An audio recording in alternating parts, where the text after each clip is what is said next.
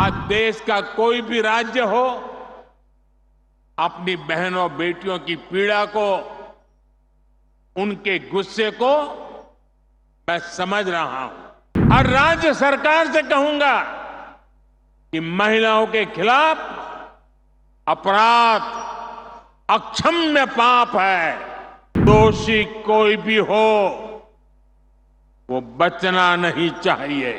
साथियों, माताओं, बहनों, बेटियों का सामर्थ्य बढ़ाने के साथ साथ उनकी सुरक्षा भी देश की प्राथमिकता है।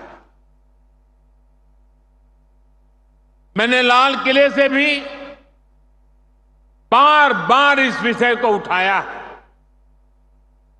आज देश का कोई भी राज्य हो, अपनी बहनों बेटियों की पीड़ा को, उनके गुस्से को मैं समझ रहा हूं। मैं एक बार फिर देश के हर राजनीतिक दल से कहूंगा, हर राज्य सरकार से कहूंगा कि महिलाओं के खिलाफ अपराध अक्षम्य पाप है। दोषी कोई भी हो, वो बचना नहीं चाहिए। उसको किसी भी रूप में मदद करने वाले बचने नहीं चाहिए। अस्पताल हो, स्कूल हो, दफ्तर हो या फिर पुलिस व्यवस्था, जिस भी स्तर पर लापरवाही होती है, सबका हिसाब होना चाहिए। ऊपर से नीचे तक मैसेज एकदम साफ जाना चाहिए। ये पाप अक्षम्य है। अरे सरकारें आती रहेगी, जाती रहेगी, लेकिन जीवन की रक्षा और नारी गरिमा की रक्षा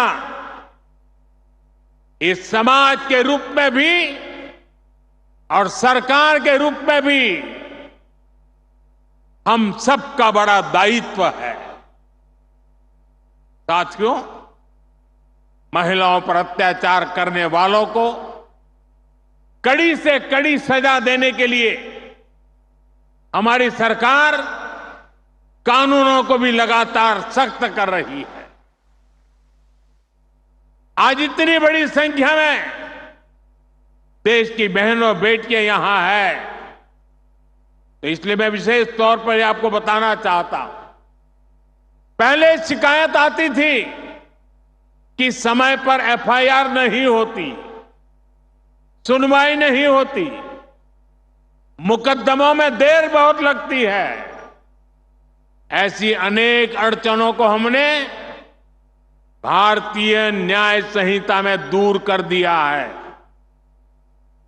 इसमें एक पूरा चैप्टर महिलाओं और बच्चों के साथ होने वाले अत्याचार के संबंध में बनाया गया है। अगर पीड़ित महिलाओं को थाने नहीं जाना है तो वो घर बैठे ईएफआईआर दर्ज करा सकती है। हमने ये भी पक्का किया है कि ईएफआईआर से थाने के स्तर पर कोई टाल मटोल या फिर छेड़छाड़ नहीं कर पाएगा। इससे तेजी से जांच करने और दोषियों को कड़ी सजा मिलने में भी मदद मिलेगी। साथियों, नए कानूनों में नाबालिगों से हुए यौन अपराधों पर फांसी और उम्र कैद की सजा का प्रावधान किया गया है।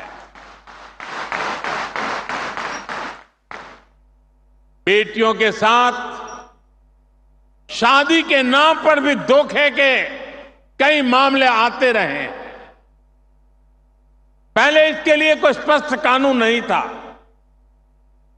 अब भारतीय न्याय संहिता में शादी के झूठे वादों और छल को भी साफ साफ परिभाषित किया गया है।